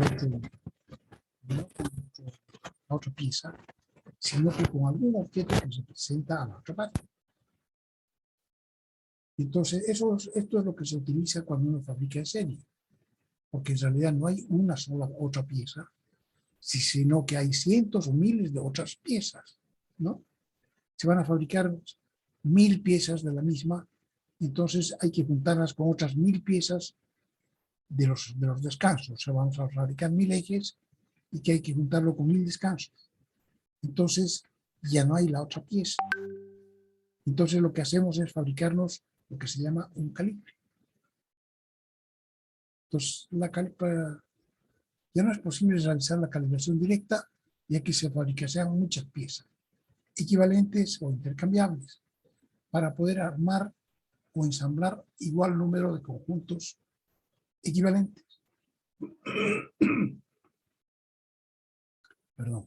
En ese caso se utiliza un instrumento llamado calibre y que representa a la otra pieza en la comparación, en la calibración. Hablamos entonces de calibración. Aquí hay simplemente un listado que a veces resulta útil de abreviaturas. El sistema ISO, el sistema métrico, utiliza los prefijos, ¿no? El sistema métrico es decimal y es muy sencillo de usar porque para pasar de una unidad a la siguiente simplemente multiplicamos o dividimos por 10. Aquí, por ejemplo, y también el nombre, ¿no es cierto? Por ejemplo, 10 a la 1 es dk. Si podemos tener, por ejemplo, el metro, unidad, el metro. Sistema base, unidad base, el sistema métrico decimal, 1 metro. Y cuando se llama de 10 metros, o sea, 10 a la 0 es 1 metro, 10 a la 1 son 10 metros, se llama decámetro. 10 a la 2, que son 100 metros, se llama el hectómetro. 10 a la 3, que se llama el kilómetro. Normalmente estos dos se han perdido un poco, ¿no? Pero el kilómetro sí existe. Cuando se trata de 1.000.000 de metros, hablamos del megámetro. Como cuando se trata de 1.000 millones, decimos gigámetro. Si cuando se trata de 10 a la 12, hablamos de terametros. Más allá están los petas, los hexas. Para el otro lado, entonces estos serán los, ¿cómo se llaman? Estas son las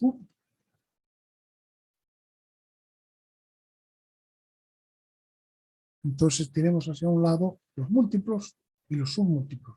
Estos de aquí serían múltiplos. Y la abreviatura viene con una mayúscula DHK, MGT, PIE. Los submúltiplos, los hacia abajo, parte de. Entonces la parte de 1 metro son deci, no son decas, sino decímetro. Y es 10 a la menos 1. Centímetro, 10 a la menos 2. Milímetro, 10 a la menos 3. Micrómetro, 10 a la menos 6. Nanómetro, 10 a la menos 9. Picómetro, 10 a la menos 12. el femtómetro 10 a la menos 15 y el atómetro 10 a la menos 18. Aquí hay que tener en cuenta que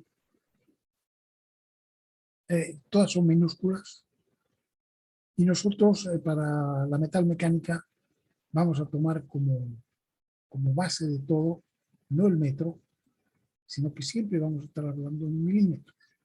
O sea que la unidad de longitud básica para nosotros son 10 a la menos 3 metros. Si cada vez que usemos una cantidad dada al lado, quiere decir que se trata de milímetros. Entonces, para medir cantidades de longitudes, hablamos de milímetros, y para medir desviaciones, hablamos de milésimas de milímetro, o sea, de micrómetro. ¿Ya? Entonces, esas van a ser para nosotros las dos unidades que vamos a usar, milímetro y micrómetro. Milímetro para medir las dimensiones y micrómetro para medir las variaciones, que son teóricamente 1000 veces más pequeñas que las dimensiones. ¿Ya? Entonces, principal para nosotros, milímetros y micrómetros. Unidades de longitud actualmente que existen en el mundo, dos sistemas. El métrico, que acabamos de mirar, y el inglés.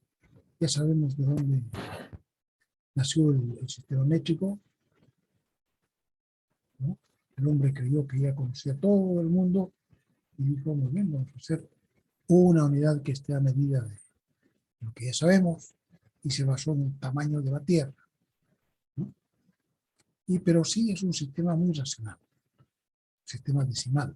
Para pasar de una unidad a la siguiente, simplemente se multiplica o se divide por 10.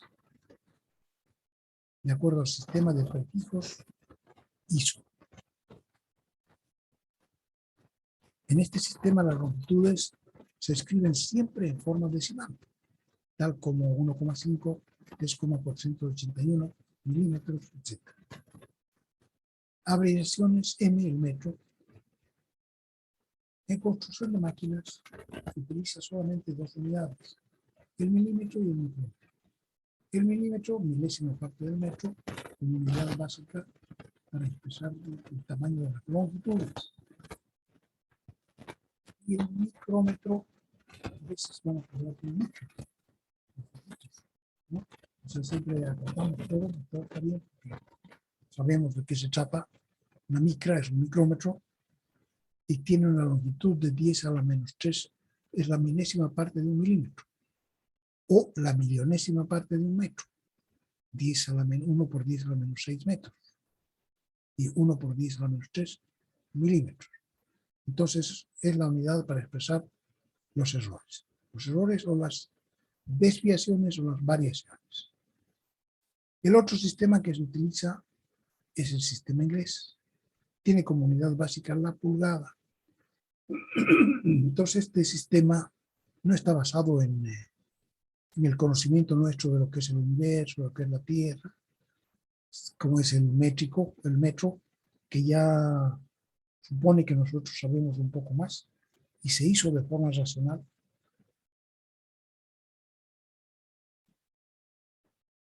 En cambio, el sistema inglés, que se ha utilizado en todas partes, no solamente en sistemas de habla inglesa, pero ellos lo han mantenido, la unidad básica es la pulgada. En inglés se llama inch. Su abreviatura es IN o 2 comillas, siendo el metro patrón la unidad internacional de longitud. O sea que todos los países reunidos en el ISO han determinado que la unidad internacional de longitud es el metro patrón. O sea que la pulgada es una unidad derivada y una pulgada son 25,4 milímetros para nosotros, ¿no? Entonces sería 0,0254 metros. Y en milímetros, porque nosotros hemos dicho que para la construcción de máquinas vamos a hablar en milímetros, hablamos de 25,4 milímetros, una pulgada. Y es la punta de la falange de la punta del dedo gordo, ¿no? Aproximadamente.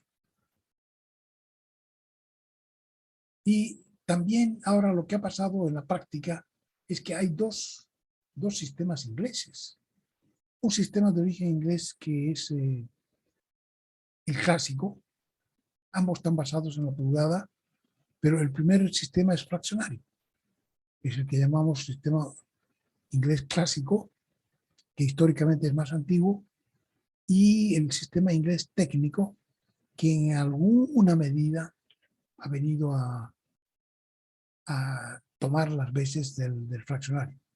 Pero en la práctica, van a creer ustedes, se ha nombrado como oficial la unidad oficial internacional, el metro, con todas sus medidas y submedidas, etc. Y a pesar de eso, ya los ingleses tenían muchas cosas hechas en pulgadas. Entonces, actualmente, y a pesar de que los ingleses reconocen que el metro es el patrón, siguen haciendo todo en pulgadas. Ahora, algunas cosas las hacen en pulgadas técnicas y otras en pulgadas clásicas. ¿Por qué ha habido esta aparición de dos sistemas ingleses? El uno, o sea, el sistema clásico son partes de, ¿no? Y probablemente ha nacido en base a la figura humana, ¿no es cierto? Hacia arriba tenemos la pulgada, que es la unidad básica, y hacia arriba viene el pie, feet, que cuántas pulgadas tiene, 12 pulgadas. Y más o menos pues, el tamaño de un pie humano. Y arriba todavía está la yarda. Bueno, más arriba hay otros que ya no he reproducido, pero es un sistema muy irregular, ¿no? Si nosotros juntamos 12 pulgadas, formamos un pie. Si juntamos 3 pies, formamos una yarda. Entonces, para los instrumentos es medio fregadito. Estoy hacia abajo, tenemos la media, la cuarta, la octava, la 16ª, la 32, la 64. Esto es siempre por la mitad, porque es muy, muy fácil. Si uno no tiene un instrumento propiamente tal, si uno tiene una cuerda, por ejemplo, que tiene una cierta longitud, es muy fácil dividirla en dos. La dobla y tiene mitad. La vuelve a doblar y tiene la cuarta parte, la vuelve a doblar y tiene la octava parte. O sea que teóricamente es muy fácil sacar siempre la mitad de la mitad de la mitad. Y entonces surgen los cuartos, los medias, las cuartas, octavas, 16ª, etc. Ese es el sistema inglés clásico fraccionario. Si ustedes me escriben el sistema inglés clásico fraccionario como con comas, yo les pongo mal, porque el sistema inglés clásico no tiene comas, tiene fracciones. Y el otro es el sistema inglés técnico, que ha tratado de obviar ese problema de que hay, que desde el punto de vista técnico es tan irracional, digamos, ¿no? Aunque pueda ser muy práctico, porque se trata siempre de dividir entre dos y entre dos y entre dos. Entonces aquí la unidad básica sigue siendo la pulgada, o 2 palitos, como en un sistema decimal. Se escribe siempre en formato decimal ahora, tal como 3,476 pulgadas, 5,42 pulgadas, 1,55502 pulgadas. En este sistema los submúltiplos los submúltiplos de la pulgada son un décimo de pulgada 0,1, un centésimo de pulgada 0,01, un milésimo de pulgada hasta un millonésimo de pulgada. O sea, ya se convierte hacia abajo, para fabricación de máquinas, se convierte en un sistema también decimal, que para pasar a la siguiente unidad hay que dividir por 10. Entonces, desde el punto de vista de los instrumentos con los que vamos a medir, esto es el sistema inglés técnico, es más práctico que el sistema inglés fraccionario. Entonces, para alguna cosa, sin embargo, subsiste el fraccionario y para otras el técnico. Y claro, además de eso, que es la gente que trabaja en la técnica, podemos decir los que trabajan en todo lo que es máquinas, equipos, técnicos, siguen usando estos sistemas porque ya se acostumbraron Y por otro lado, sus máquinas, aunque estén viejas, todavía las quieren seguir usando y esas máquinas están hechas en pulgadas. Y por otro lado vienen los físicos que dicen, no, pues mucha, ¿cómo vamos a usar en física? Imposible usar en el sistema inglés. Entonces los físicos, a los físicos no los saca nadie del sistema meteorológico. ¿No? Eso mismo en Estados Unidos. ¿Y qué trabaja en Estados Unidos los científicos? En el sistema decimal, métrico decimal. En Inglaterra lo mismo. Pero en la técnica, las fábricas trabajan muchas veces todavía en sistema, casi siempre, ¿no? En sistema inglés. Y sucede también que, a pesar de que el metro sea el patrón, si uno quiere exportar automóviles europeos a América, tiene que exportar solamente autos que son construidos en sistema inglés. No puede llevar sistema métrico, tiene que llevar sistema inglés. Y al revés, si los gringos quieren exportar a Europa sus autos, tienen que llevarlos en el sistema métrico. Y eso es, en cierta manera, lo racional, porque evita lo que ocurre aquí en nuestro país, que tenemos en cada una de las ferreterías existe una tornillería increíble, ¿no? Las llaves, todo está en las dos medidas, y en la fraccionaria, y en la técnica, y en la métrica. O sea que a pesar de ser pobres nosotros, tenemos un sistema mucho más frondoso en cuanto a los tornillos, piezas, y pues eso es mucho más caro, mucho más irracional. Muy bien, estamos en nuestra hora, de 6:15 hasta 8:30. Se acabó, vamos a quedar aquí. Espero que se hayan entretenido. Nos vemos el viernes a las 8:30. Han estado fueron a ver la cuestión de los talleres. Ingeniero. ¿Cómo les fue? Pero La próxima semana vamos a empezar. Ya se han dividido en grupos. armamos los grupos, ingeniero. Sí, ¿Cómo? y armamos. Armamos. ¿Ya tienen grupos? Hay algunos que no, pero ingeniero. Solamente los horarios, ingeniero, armamos grupos. Ya, pero ya tienen entonces, ya tienen por lo menos para empezar. ¿A qué hora van a estar trabajando? ¿De qué hora a qué hora? De 8 a 10 y de 10 a 12, ingeniero. Ah, está bien, está bien. ¿Y lunes a viernes? Sí, ingeniero. Conmigo van a tener que ver cómo lo hacen, ¿no? Tenemos el viernes a las 8:30. Y encontrar otras horas con ustedes es mortal, imposible. Porque antes yo tenía en la noche también, a las 6:30. Pero resulta que a las 6:30 siempre nos quitan la hora. Porque hay alguna otra cosa, entonces depende al mediodía. Otra clase menos, otra clase menos. Entonces yo me cansé y busqué la única hora que se podía en la mañana, a las 8:30. Entonces van a tener que ver cómo lo hacemos. ¿Ya? Y la otra cosa, el precio ya lo fijaron, todavía no. 150 por taller. 150 dijeron, ingeniero. ¿Cómo? No, 250 me soñaron. 150. 150. Y otra vez lo subieron a 150. ¿Y por qué? Pucha. Debían ver si la pelea. No dijo que costaba 200, ingeniero, pero nos bajó 150. Están tomando el pelo. Bueno, ya ni modo. O sea, ellos también tienen necesidades, ¿no? Y vamos a tener que aguantar, no es ni modo. Aprovechen, sí, lo más que puedan.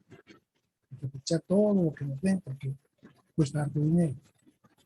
No lo desaprovechen, escapándose, llegando tarde, haciendo otras cositas, dedicándose a conversar mientras todo el mundo trabaja.